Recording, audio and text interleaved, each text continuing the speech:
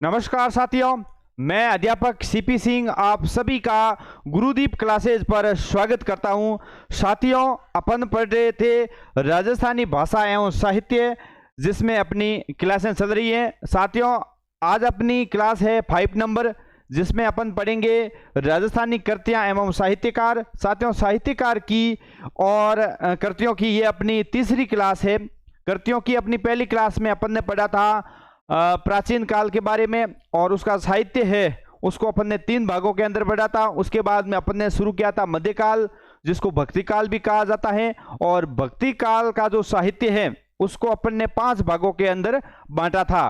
पहला है चारण काव्य, दूसरा है आख्यान काव्य, तीसरा है जैन काव्य, और चौथा है संत काव्य, और 5वां है लौकिक काव्य। अपन ने चारण काव्य के बारे में पढ़ लिया था, और आज अपना टॉपिक है और उसका नाम है आख्यान काव्य। साथियों, आख्यान काव्य के बारे में आज इस क्लास के अंदर पढ़ते हैं। क्या है साथियों आख्यान काव्य? आख्यान वो विस्तृत प्रबंध है जिसमें प्रेम, नीति, भक्ति, वीरता आदि के निरूपण के लिए काल्पनिक रोचक कथानक का सरस मधुर शैली में वर्णन किया गया है। साथियों, इसमें जो भी काव्य लिखा गया है वो क्या है? कथानक काल्पनिक है और रोचक तरीके से इसमें प्रस्तुत किया गया है, जिसमें भक्ति है, नीति है, वीरता का साथियों बखान किया गया है। अब देखते हैं प्रमुख आख्यान काव्य की कृतियां कौन कौन सी है, रचनाएं कौन कौन सी है, और रचनाकार कौन कौन से हैं। सबसे पहला है साथियों पद्म भगत। इन्होंने किसकी रचना की है? रुक्मणी मंगल की। पद्म भगत ने की है रुक्मणी मंगल की। अगले है साथियों मेहोजी गोदारा। ये साथियों बहुत ही महत्वपूर्ण है। रीट मुख्य परीक्षा में यहां से साथियों 2 प्रश्न पूछे गए थे मेहोजी गोदारा से। ये यहां से मैं आपको क्वेश्चन बताऊंगा। रामायण नाम से कथा, राम कथा पर आधारित आख्यान लिखा था इन्होंने। किस पर? राम कथा पर आधारित इन्होंने आख्यान लिखा था। किसने? मेहोजी गोदारा ने। यह मध्यकाल का उत्तम दर्जे का आख्यान है साथियों। मध्यकाल का उत्तम दर्जे का आख्यान है साथियों। देखो, ये ऐसा क्वेश्चन पूछा गया था। इन्होंने राजस्थानी में रामायण की रचना की है। ये रीट मेंस लेवल 2 हिंदी में क्वेश्चन पूछा गया था कि राजस्थानी में रामायण की रचना किसने की है? मेहोजी गोदारा ने की है। ठीक है साथियों, ये तो यहां से क्वेश्चन पूछा गया था, राजस्थानी के अंदर रामायण की रचना किसने की है? मेहोजी गोदारा ने। राजस्थानी में राम कथा के आधार पर रामायण सिरे नाम सु आख्यान काव्य गुण लिखियो मेहोजी गोदारा।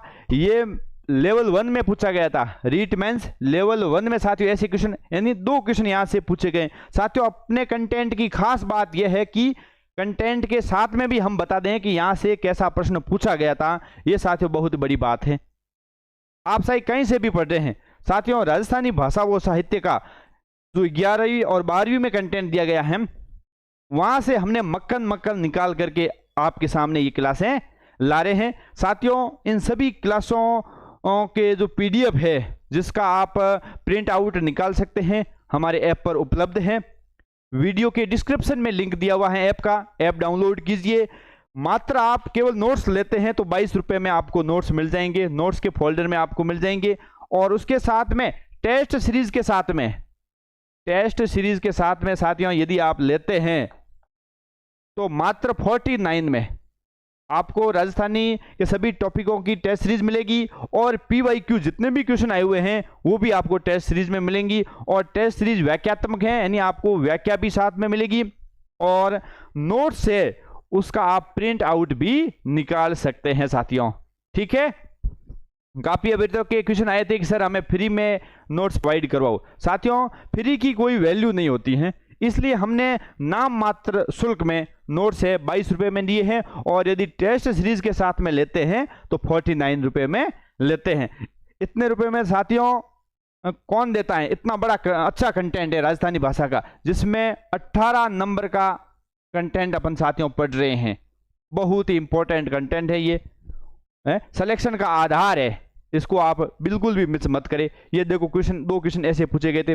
उसके बाद में है डेलहजी अभिमन्यु कथा पर आधारित अहमनी नामक चंद में आख्यान लिखा। इसमें अहमनी नामक चंद में इन्होंने आख्यान लिखा था। किसने? डेल जी ने लिखा था। जल्दी से इसका स्क्रीनशॉट ले लीजिए साथियों। बढ़ते हैं आगे। आगे है केशु जी। केशव जी ने कौन से ग्रंथ लिखे हैं साथियों? इन्होंने 4 आख्यान लिखे हैं, ठीक है। और कथा भीम दुशासनी, एक तो ये याद रखना आपको, कथा भीम दुशासनी, कथा सुरगा रोहिणी और कथा बहु सोवणी और प्रहलाद चरित आदि।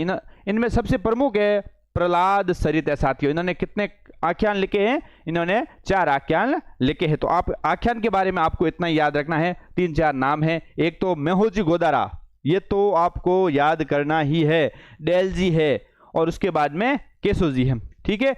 अब है साथियों संत काव्य। ये काव्य पाठ्यक्रम में साथियों अलग दिया हुआ है। आपका जो चौथा पाठ्यक्रम में टॉपिक है राजस्थानी संत साहित्य एवं लोक साहित्य, उसमें अपन ये पढ़ेंगे संत काव्य, इसलिए हम इसका अलग टॉपिक में अध्ययन करेंगे। और लौकिक काव्य, इसका भी अलग से साथियों अपन फॉर जो अपना टॉपिक है उसमें करेंगे। और उसके बाद में अपन पढ़ते हैं साथियों जैन काव्य। जैन काव्य साथियों प्राचीन काल में भी लिखा गया था, मध्यकाल में भी लिखा गया था। जैन काव्य अपने युग के घटना चक्रों से प्रेरित एवं प्रभावित रहा है। उसमें सामान्य जन की आशा आकांक्षा अभिलाषाओं का यथार्थ अंकन किया गया है। यानी साथियों कोई भी साहित्य रचा लिखा गया था उसमें जन सामान्य की भावनाएं हैं, उस समय जो युद्ध हो रहे थे उनका साथियों सजीव वर्णन किया गया है इन काव्यों के अंदर। इनसे ही हमें जानकारी प्राप्त होती है, इन रचनाओं के माध्यम से ही, ठीक है। तो अब है जैन कवियों की रचनाएं कौन कौन सी है, पढ़ते हैं आगे। पहलो है ब्रह्मजिंदास। ब्रह्मजिंदास ने एक तो लिखा है रामायण रास और एक लिखा है राम सीता रास, ये आपको याद रखना है। ब्रह्मजिंदास ने लिखा है रामायण रास और राम सीता रास, ठीक है।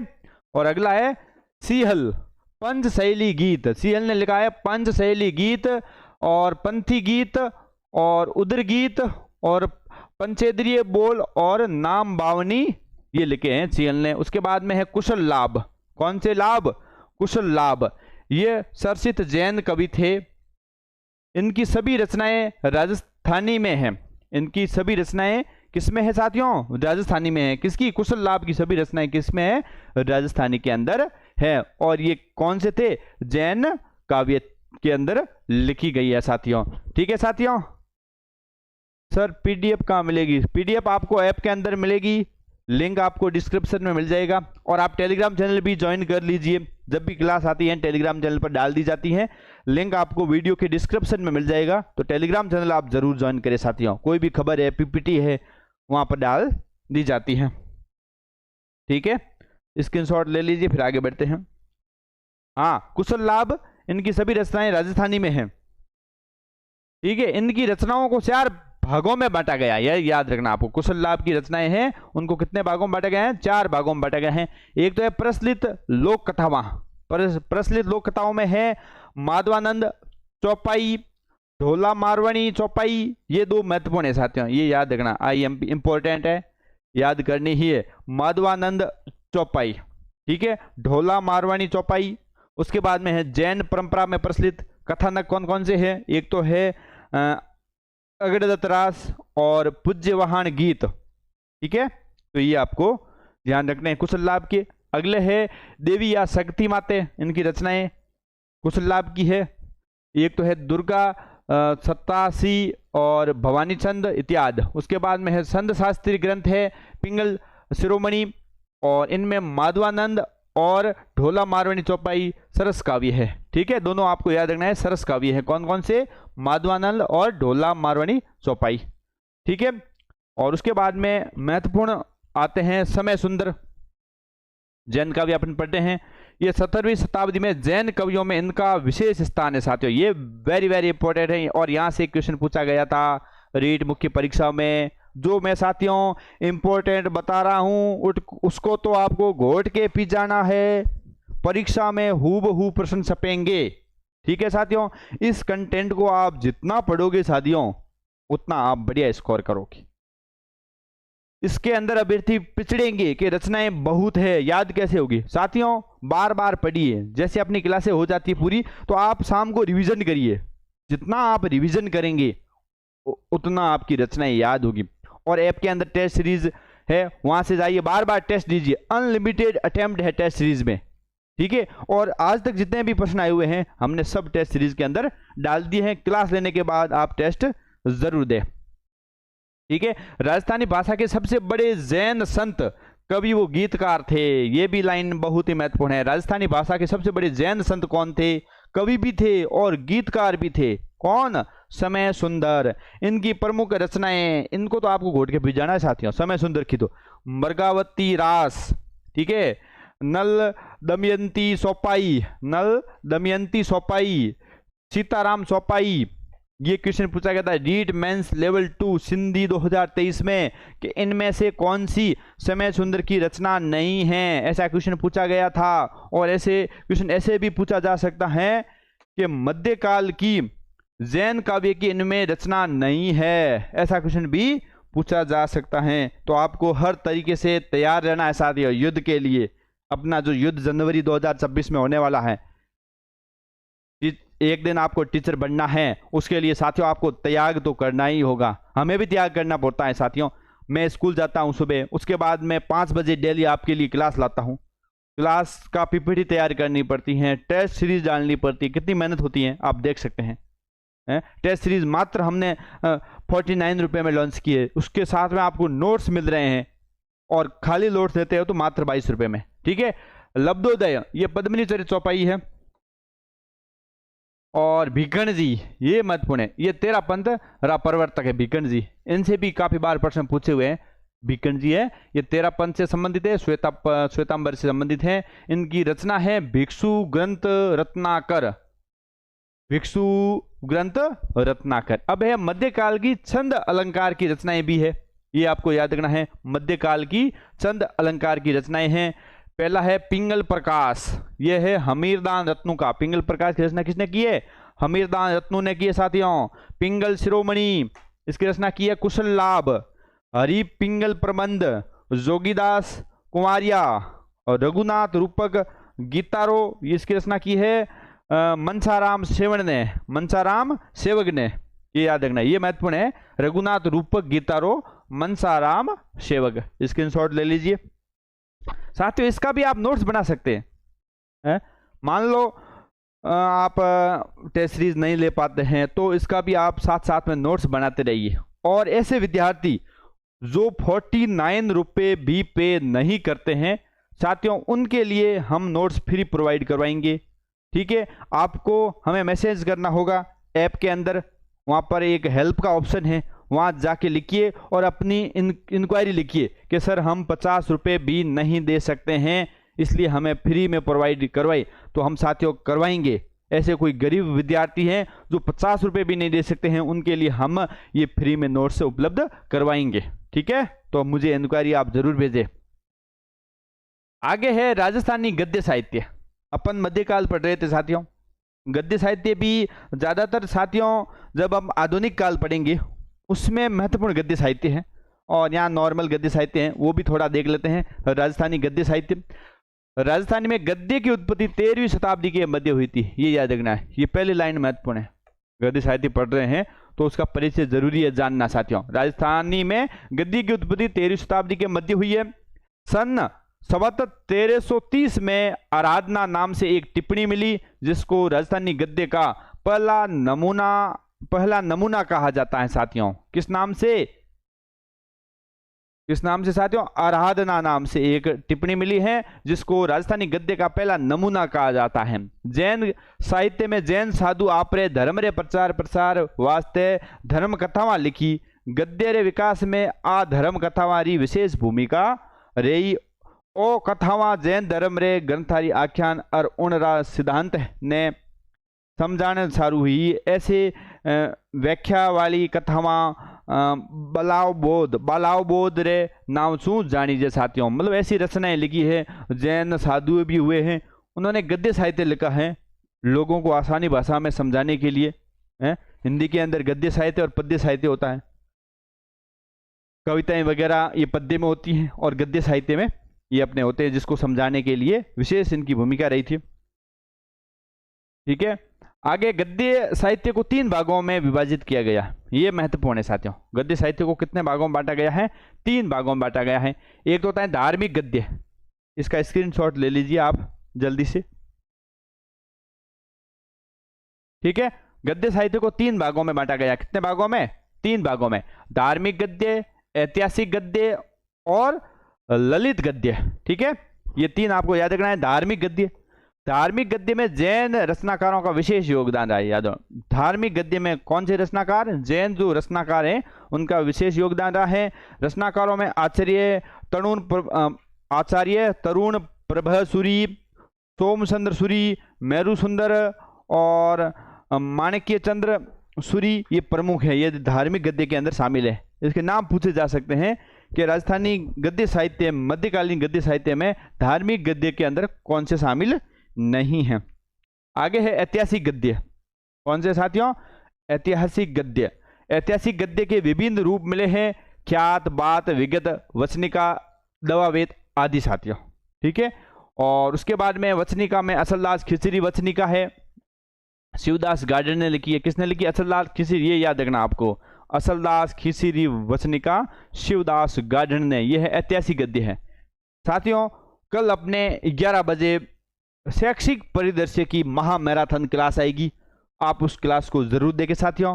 कल मॉर्निंग में 11 बजे ये क्लास आएगी, तो आप उसको जरूर देखें साथियों। आपने जहां से भी शैक्षिक परिदृश्य पढ़ा है, आपका संपूर्ण रिवीजन एक बार हो जाएगा और आगामी कैसे प्रश्न पूछे जा सकते हैं वो भी उसके अंदर शामिल किए गए हैं। और वो मैराथन क्लास आएगी और उसकी पीडीएफ आपको टेलीग्राम चैनल पर मिल जाएगी, इसलिए आप टेलीग्राम चैनल जरूर ज्वाइन करें। वीडियो के डिस्क्रिप्शन में लिंक दिया हुआ है। राठौड़ रतन सिंह महेश दासोत्री वचनिका, ये है जिज्ञा खिड़िया जग्गा की। किसकी है? राठौड़ रतन सिंह महेश दासोत्री वचनिका। उसके बाद में है दवावेत में नरसिंह दास गौड़ दवावेत, ये है भाट कालिदास का, इत्यादि प्रमुख है, इसके अंदर भी मिले हैं। ख्यातकार में मोना नैणसी बांकीदास और दयालदास है। आरी लिख्योड़ी ख्यातारो इतिहास डीठ सु घणो महत्व है। ये राजस्थानी भाषा है साथियों, मतलब सेम ही है। डीठ सु मतलब उनकी दृष्टि से है, घना महत्व है। जो इंपॉर्टेंट है वो समझा देता हूं, बाकी ज्यादा इतनी नहीं रखनी जानकारी। अब है ललित गद्य।